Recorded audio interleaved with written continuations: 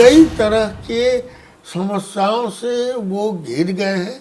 Heart, diabetes और kidney.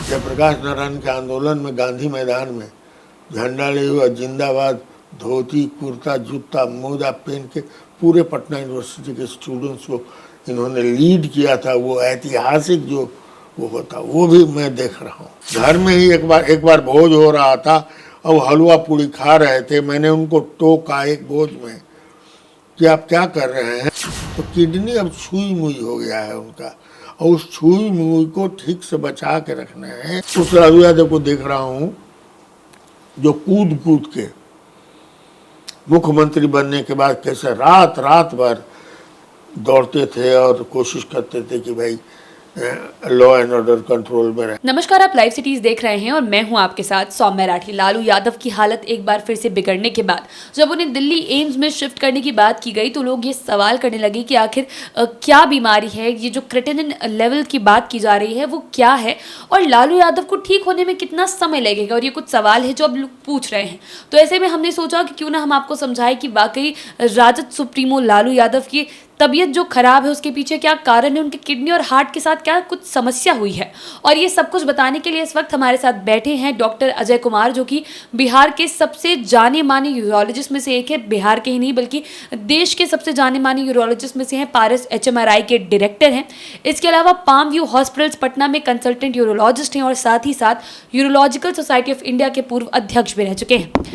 सबसे पहले डॉक्टर साहब नमस्कार, लाइव सिटीज पर आपका बहुत बहुत स्वागत है। नमस्कार। नमस्कार डॉक्टर साहब, लालू यादव के किडनी और हार्ट को लेकर इन दिनों बहुत सी बातें हो रही हैं। बताया जा रहा है कि उनकी किडनी की फंक्शनिंग में कुछ दिक्कत आई है। तो मैं चाहूंगी आप हमारे दर्शकों को समझाएं विस्तार से कि क्या हुआ है लालू यादव को, कैसे ठीक होंगे वो। लालू जी की बीमारी जो है वो कोई नई बीमारी नहीं है। कई वर्षों से, हमको लगता है दशक से भी ऊपर हो गया, उससे भी ज़्यादा, उनको जो बीमारी है वो चल रही है। उनको हार्ट की बीमारी है और उसके लिए उनके वाल्व का ऑपरेशन वहाँ हुआ था बॉम्बे में, और बड़ा ही जटिल ऑपरेशन था वाल्व का। उसी में हम लोग चिंतित थे कि बढ़िया से सक्सेसफुल हो जाए, और हो गया और बड़ी खुशी हुई। लेकिन इसी बीच में उनका डायबिटीज़ भी जो है काफ़ी दिनों से था उनको, वो डायबिटीज़ भी धीरे धीरे वो अपना करामात दिखा रहा था। तो हुआ क्या कि डायबिटीज़ के चलते किडनी पर भी असर पड़ता है यदि डायबिटीज़ ठीक से कंट्रोल ना हो।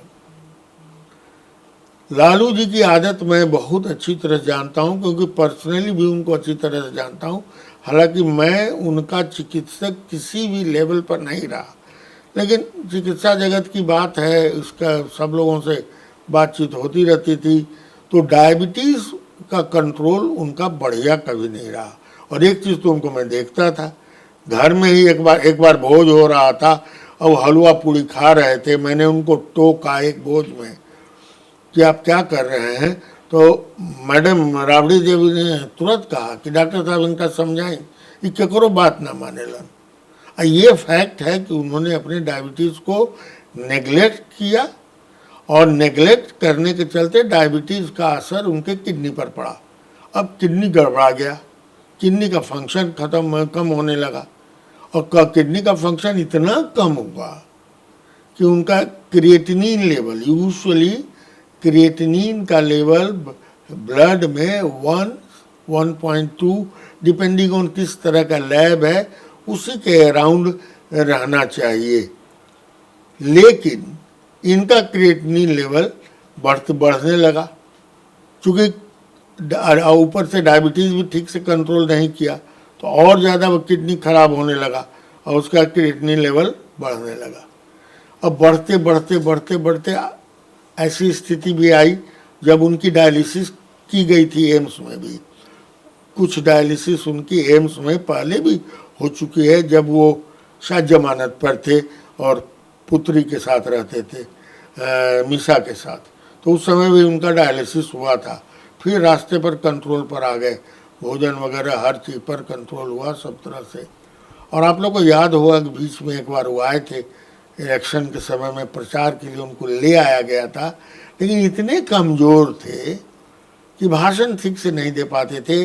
बहुत ज़्यादा वैसा लालू यादव को मैं यूनिवर्सिटी के दिन से देख रहा हूँ, वैसा उत्साही और उतना ही ताकतवर आदमी बोलते बोलते एक बार तो कोलैप्स कर गए। तो ये अंदर से बहुत कमज़ोर होते जा रहे हैं, क्योंकि उनको डायबिटीज़ परेशान कर रहा है, ठीक से कंट्रोल नहीं हो रहा, और किडनी परेशान कर रहा है।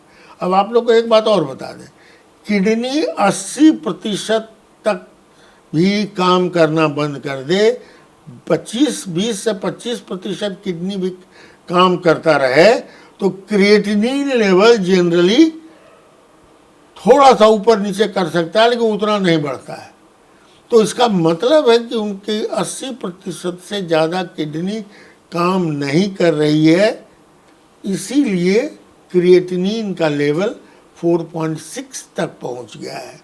जैसा अखबारों से हमें पता लगा, विश्वस्त सूत्रों से पता लगा कि 4.1 था रिम्स में, और अचानक 4.6, इस बीच में उनको पेशाब की दिक्कत हुई। तो कभी कभी पेशाब की दिक्कत होती है, वो भी स्पेशली डायबिटिक वगैरह को यूरिनरी ट्रैक्ट इन्फेक्शन बहुत जल्दी होता है।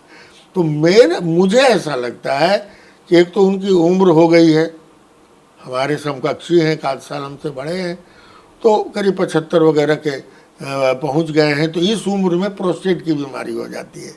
तो प्रोस्टेट की बीमारी हुई, ऊपर से डायबिटीज़ हो गया, तो यूरिनरी ट्रैक्ट इन्फेक्शन होने का चांसेस बहुत ज़्यादा बढ़ जाता है। अब यूरिनरी ट्रैक्ट इन्फेक्शन यदि होगा तो क्रिएटिनिन लेवल एकदम शूट करने लगेगा। जब तक यूरिनरी ट्रैक्ट इन्फेक्शन को कंट्रोल नहीं किया जाए, डायबिटीज़ को कंट्रोल नहीं किया जाए, ये फिर किडनी का ये ट्रैक्ट ये बढ़ता चला जाएगा। तो हमारे हिसाब से आज के दिन में उनका ये देखना होगा कि पेशाब सुविधाजनक रूप से हो रहा है कि नहीं, रुक के तो पेशाब नहीं हो रहा, और ये सब चीज़ें लोग देखेंगे। यूरिनरी ट्रैक्ट का इन्फेक्शन को कंट्रोल किया जाएगा, डायबिटीज़ कंट्रोल किया जाएगा, और 4.5 यदि पहुंच गया है तो फिर से डायलिसिस की ज़रूरत पड़ सकती है, क्योंकि डायलिसिस के लिए सिर्फ क्रिएटिनिन ही एक नहीं है। 6.5 7.5 क्रिएटिनिन भी पहुंच जाए तब हम लोग डायलिसिस करने को सोचते हैं। लेकिन कुछ ऐसी परिस्थितियां होती हैं कि एक तो जैसे शरीर में बाइकार्बोनेट जो है सो घट जाए, मतलब कि एसिडिक ये हो जाए, बाइकार्बोनेट घट जाए, यूरिया क्रिएटिनिन बढ़ जाए, और कई क्राइटेरिया हैं। वो क्राइटेरिया पर हम लोग देखते हैं कि अब इनका डायलिसिस होना चाहिए कि नहीं। तो मुझे ऐसा लगता है कि इनकी स्थिति अब डायलिसिस वाली आ गई है, और डायलिसिस अच्छी चीज़ है, 1-2 बार हो जाएगा, सब क्लियर हो जाएगा, उसके बाद ही अपने आप को मेंटेन करेंगे, डॉक्टर्स इनका मेंटेन करेंगे, तो अभी चलते रहेंगे। लेकिन एक तो करेली और दूसरे नीम चढ़ी, हाइपरटेंशन भी है और हार्ट का प्रॉब्लम। अब देखिए हार्ट में प्रॉब्लम क्या है, वाल्व जो इनका बदला गया है, हम लोग बहुत डरते हैं उसमें, क्योंकि जो वाल्व तो बाहर से प्लास्टिक का वाल्व डाला हुआ है ना, कहीं उसमें इन्फेक्शन हो गया तो समझिए कि बहुत दिक्कत हो जाती है। इसलिए कई तरह के समस्याओं से वो घिर गए हैं, हार्ट, डायबिटीज़ और किडनी। अब बीच में ये भी बात चली थी कि इनका ट्रांसप्लांट काहे नहीं करा दिया जाता है, इतना परेशानी है, ट्रांसप्लांट हो जाए, अब ब्लड शुगर कंट्रोल रखा जाए तो चलेंगे। यहाँ से लेके सिंगापुर तक हर जगह पता किया गया, मुझे जैसा पता है। लेकिन वही वाले लोगों ने कहा इतना हाई रिस्क है कि ट्रांसप्लांट भी अभी नहीं कर सकते। डॉक्टर साहब, यहाँ मैं एक चीज़ ये भी जानना चाहूँगी कि अभी आपने बताया कि अगर वो मेंटेनेंस करते हैं आगे जाके तो चीज़ें बेहतर हो सकती हैं, तो जो मेंटेनेंस होंगी उसमें क्या कुछ करना होगा? मेंटेनेंस में डॉक्टर के इसमें एकदम रहना पड़ेगा, कांटेक्ट में क्या हो, संरक्षण में, और ये देखना होगा कि ब्लड शुगर एकदम कंट्रोल में रहे, उसमें कोई हाइपरटेंशन एकदम कंट्रोल में रहे, यूरिनरी ट्रैक्ट में या कहीं पर भी इन्फेक्शन नहीं हो। शरीर में कोई भी इन्फेक्शन होता है तो किडनी पर असर होता है। तो किडनी अब छुई मुई हो गया है उनका, और उस छुई मुई को ठीक से बचा के रखना है बाय द डॉक्टर्स। उनके जो कार्डियोलॉजिस्ट हैं बहुत ही काबिल कार्डियोलॉजिस्ट हैं एम्स में, डॉक्टर यादव, और वो उनकी देखभाल उनके हार्ट की करते हैं, बहुत बढ़िया से कर रहे हैं। तो बस मेंटेनेंस ज़रूरी है, और जब जब बढ़ने लगे रहिए तो डायलिसिस ज़रूरी है। ये दो चीज़, मैं तीन चीज़ें जो हमने बताई, इन्फेक्शन कंट्रोल, डायबिटीज़ कंट्रोल और डाइट कंट्रोल। उसके अलावा जब किडनी में गड़बड़ी बढ़ने लगे तो डायलिसिस से कंट्रोल, यही करने की ज़रूरत है अभी। जी डॉक्टर साहब, अभी आपने कहा कि डाइट कंट्रोल करने की भी बेहद ज़रूरत है, तो ऐसे में मैं चाहूँगी आप हमें ये भी बताएं कि डाइट कंट्रोल में क्या क्या चीज़ें ज़रूरी होंगी। देखिए ऐसा है कि बड़ा है, ये भी एक बड़ा इंटरेस्टिंग है। डायबिटीज़ के लिए आपको जितना भी शुगर है, सबको जानते हैं डायबिटीज़ में क्या क्या परहेज करना चाहिए। शुगरी चीज़, ग्लूकोज वाली जितनी चीज़ें, उससे परहेज कीजिए। अब देखिए, एक तो करेली दूधे नीम चढ़ी, अब उसके बाद जो है किडनी वाला प्रॉब्लम है। अब किडनी वाले प्रॉब्लम में आपको प्रोटीन कंट्रोल करना पड़ेगा, नॉन वेज खाना, और ये हम लोग कहते हैं depending on the condition of the kidney, हम लोग कहते हैं 40 ग्राम प्रोटीन डाइट, कभी कभी 20 ग्राम प्रोटीन डाइट देना पड़ता है। एक दिन में 20 ग्राम से ज़्यादा प्रोटीन नहीं खाना है। सो 40 gram protein diet is usual, उतना 40 ग्राम प्रोटीन डाइट, उसका डाइट का चार्ट होता है, वो दिया जाता है। वो बड़ा ही डिफ़िकल्ट है उसको मेंटेन करना। उसके बाद पोटेशियम वगैरह बहुत बढ़ता है, तो इसलिए जितना साग वोग पत्ती उत्ती वो भी नहीं खाना। तो प्रोटीन खाने में परहेज, इसको क्या कहते हैं, शुगर खाने में परहेज, पत्तीदार चीज़ें खाने में परहेज। अब इतना परहेज है, ऊपर से अल्बुमिन निकलता है यूरिन में, तो ज़्यादा अल्बुमिन निकलेगा तो प्रोटीन शरीर में घटेगा। तो इसलिए बड़ी जटिल समस्या है। डाइट कंट्रोल करना बहुत आसान है। इसके लिए एक काबिल, और एम्स में मैं जानता हूँ बहुत ही काबिल डाइटिशियन लोग हैं, वो सब मिला जुला के डाइट प्रिस्क्राइब करेगा। लेकिन होता क्या है, उस तरह का डाइट इतना ब्लैंड होता है ना। अच्छा, शुगर, ये नमक भी कम खाना होगा, पोटेशियम वाली चीज़ नहीं खानी होगी, ये जो फ्रूट में संतरा उंतरा नींबू उम्बू सब नहीं खाना है, नींबू भी नहीं खाना है, बहुत मुश्किल है। तो आदमी बोर हो जाता है। और भी लालू जी के जैसा रौब वाला आदमी और 2 दिन 4 दिन उसका खाना देगा तो खिसिया न जाएंगे। अरे कहा देता रहे, कुछ नहीं कह देता हमारा, हई होला हो होला, डर के मारे क्या बोलेगा, हो सकता है खिला देवे, और उसमें प्रॉब्लम हो जाता है। तो इसलिए diet control under a dietitian and the doctors is a must in this disease. जी डॉक्टर साहब, एक आखिरी सवाल अब उनके हार्ट से जुड़ा पूछना चाहूँगी। जैसा कि आपने बताया किडनी के साथ साथ हार्ट की भी स्थिति खराब हो रही है, तो वो क्या चीज़ है वो भी समझाएं। वो तो मैंने बताया कि उनका हार्ट वाल्व रिप्लेसमेंट हुआ था। इतना मुझे पता है कि उनके हार्ट का वाल्व का रिप्लेसमेंट रमाकांत पन्ना ने वहाँ किया था बॉम्बे में, और बहुत ही जटिल था और बहुत अच्छा ऑपरेशन उन्होंने किया था, और उसके चलते एकदम ठीक हो गए लालू जी। काफ़ी दिनों तक उनको जिसको कहते हैं कन्वेलेसेंस, और फिर ठीक हो गए।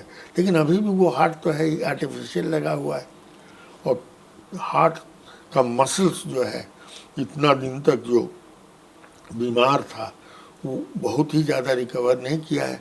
लेकिन उससे के चलते जो अभी समस्या उनको, जैसा मुझे पता लगा है, नहीं है। और एम्स के डॉक्टर राकेश यादव और उनकी टीम उनको देख रही है, और उसमें अभी परेशानी, लेकिन जैसा मैंने बताया, वाल्व है, इन्फेक्शन यदि हो जाए, चाहे वाल्व का इधर उधर हो जाए, कोरोनरी आर्टरी, बुढ़ापे का आर्टरी है साहब, उसमें भी हो सकता है गड़बड़ी हो, मैं नहीं जानता हूँ, लेकिन वो भी उस उम्र में होती है, इसलिए हार्ट भी बहुत है। और जब लोग रिफ्यूज़ कर रहे हैं ट्रांसप्लांट करना, तो मेरे हिसाब से लगता है कि हार्ट की स्थिति उतनी सेटिस्फैक्ट्री नहीं है जितनी होनी चाहिए। एक इजेक्शन फ्रैक्शन होता है कि हार्ट एक बार में कितना ब्लड पंप कर सकता है। यदि वो 30% से कम पंप कर रहा है तो मुश्किल हो जाता है कोई भी ऑपरेशन करना। तो अब इनका कितना कर रहा है कितना नहीं कर रहा है ये मैं जानता नहीं हूँ, लेकिन हार्ट भी एक चिंता का विषय बना हुआ है। Last but not the least, आप लोग इधर फोटो देख रहे होंगे, इतना वजन बढ़ा हुआ है उनका, वेट इज हाई, मतलब ही इज ओवर वेट, वो भी तो एक समस्या बहुत बड़ी है। तो मैं तो भगवान से ही प्रार्थना करता हूँ कि हर चीज़ इनका धीरे धीरे कंट्रोल किया जाए, ताकि इतना करिश्मेटिक कैरेक्टर, इतना करिश्मेटिक पर्सनैलिटी को जो मैं व्हील चेयर पर देखता हूँ, जिस लालू यादव को मैंने देखा था जयप्रकाश नारायण के आंदोलन में गांधी मैदान में झंडा लिए हुआ, जिंदाबाद, धोती कुर्ता जूता मोजा पहन के पूरे पटना यूनिवर्सिटी के स्टूडेंट्स को इन्होंने लीड किया था, वो ऐतिहासिक जो वो होता, वो भी मैं देख रहा हूँ। उस लालू यादव को देख रहा हूँ जो कूद कूद के मुख्यमंत्री बनने के बाद कैसे रात रात भर दौड़ते थे और कोशिश करते थे कि भाई लॉ एंड ऑर्डर कंट्रोल में रहे, ये रहे, वो चमकदार चेहरा। अभी स्थिति गड़बड़ है और भगवान से प्रार्थना है कि उनका स्वास्थ्य एम्स में जाके सुधरे और आराम से वहाँ, जब तक एकदम नहीं सुधरे तब तक वहाँ से उनको निकलना भी नहीं चाहिए। जी। तो इस वीडियो के ज़रिए आप समझ गए होंगे कि लालू यादव की स्थिति जो चिंताजनक बनी हुई है उसके क्या रीज़न्स हैं, और जो भी इन्फॉर्मेशन थी हमने आप तक पहुंचाई। आप बाकी की वीडियोस के लिए चैनल के साथ बने रहें। अगर अब तक आपने चैनल को सब्सक्राइब नहीं किया है तो ज़रूर कर लें। अगर ये वीडियो फेसबुक पर देख रहे हैं तो पेज को लाइक करें, साथ ही साथ हमें ट्विटर पर भी ज़रूर फॉलो करें। धन्यवाद।